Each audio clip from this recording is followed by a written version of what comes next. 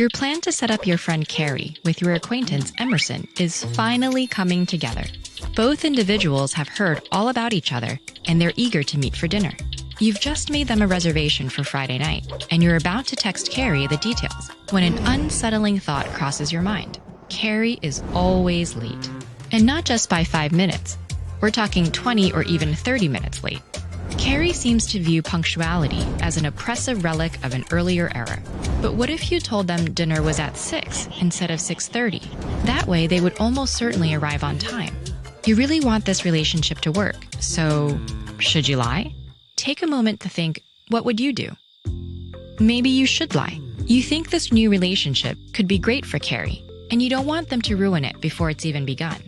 Sure, Emerson may eventually learn about their chronic lateness, but if Carrie shows up on time just this once, the relationship will at least have a chance to take root. Your lie would pave the way for a potentially happy relationship. And if taking an action will create a better outcome for everyone involved, that's normally a pretty good reason to take it.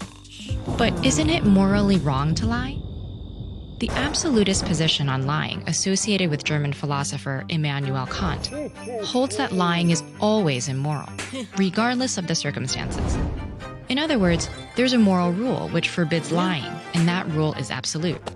You might think, though, that this stance overstates the moral importance of lying. Suppose a murderer were hunting Carrie down. If the killer asked you about Carrie's whereabouts, it seems odd to say that you must tell the truth at the cost of your friend's life. From this perspective, absolutism seems too rigid. By contrast, utilitarian philosopher John Stuart Mill would say lying is wrong only when it leads to less happiness overall. Now, to be fair, most lies do seem likely to create unhappiness. Someone who accepts a lie believes something which is false, and trying to conduct your life on the basis of false information doesn't usually go well.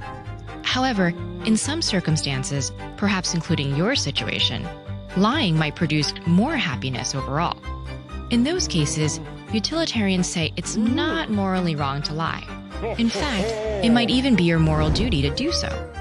But if absolutism seems too extreme, you might feel this stance is too lax. In other words, perhaps the utilitarian position understates the moral significance of lying. Most people generally feel some regret about lying, even when they believe it's the right thing to do. This suggests there's something inherently objectionable about lying, even when it leads to more happiness. In this case, lying to Carrie would be an instance of paternalism. Paternalism is interfering with another person's choices for that person's benefit. This might be fine if that person is a literal child, but it seems disrespectful to treat a peer paternalistically. Lying to Carrie would mean taking away their opportunity to handle the situation as they see fit, based on their own beliefs and values. Trying to protect Carrie from what you consider to be a bad choice would show a lack of respect for their autonomy. By extension, it might also be disrespectful towards Emerson, since you would be deliberately trying to give him a false impression of Carrie's punctuality. So how do you weigh potential happiness against guaranteed disrespect? Followers of Kant would say treating others with respect is the heart of moral conduct, while followers of Mill would say nothing is more important than happiness. But other philosophers believe that such conflicts can only be resolved on a case-by-case basis, depending on various details and on the individuals involved. So what will you do in Carrie's case?